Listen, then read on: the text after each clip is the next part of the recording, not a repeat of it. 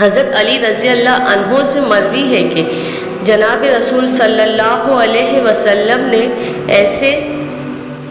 جانور کی قربانی سے منع فرمایا ہے جس کا کان آگے یا پیچھے سے کٹا ہوا ہو، یا اس میں سوراخ ہو، یا وہ پھٹ گیا ہو، یا ناک کٹا ہوا ہو۔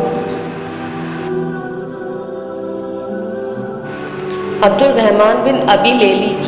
کہتے ہیں کہ ایک مرتبہ حضرت ابو موسیٰ رضی اللہ عنہ حضرت امام حسن رضی اللہ عنہ کی عیادت کے لیے آئے۔ حضرت علی رضی اللہ عنہ نے ان سے فرمایا، عیادت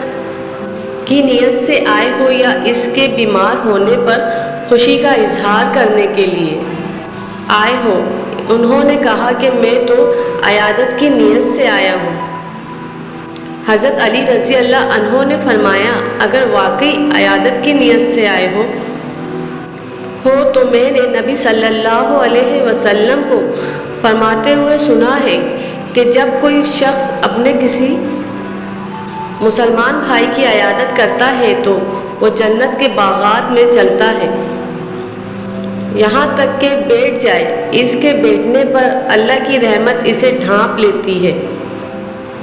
پھر اگر صبح کو جائے تو شام تک، اور شام کو جائے تو صبح تک 70,000 فرشتے اس کے لیے دعائیں مغفرت کرتے رہتے ہیں۔ ام المومنین حضرت عائشہ رضی اللہ عنہا نے رسول اللہ صلی اللہ علیہ وسلم کے عورتوں سے بیعت لینے کے بارے میں کہا، نبی صلی اللہ علیہ وسلم نے کبھی کسی اجنبی عورت کا ہاتھ نہیں چھوا، البتہ عہد لیا کرتے تھے، اور جب وہ عہد کرتی تھیں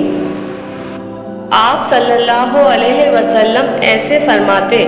جاؤ میں نے تم سے بیعت لے لی۔ حضرت عبداللہ بن حشام رضی اللہ عنہ کے متعلق آتا ہے کہ انہیں نبی صلی اللہ علیہ وسلم کی صحبت کا شرف حاصل ہے۔ ان کی والدہ زینب بنت حمید انہیں رسول اللہ صلی اللہ علیہ وسلم کی خدمت میں لے گئیں اور عرض کیا، اے اللہ کے رسول، اس سے بیعت فرما لے۔ تو رسول اللہ صلی اللہ علیہ وسلم نے فرمایا، یہ چھوٹا ہے، اور آپ صلی اللہ علیہ وسلم نے اس کے سر پر ہاتھ پھیر دیا۔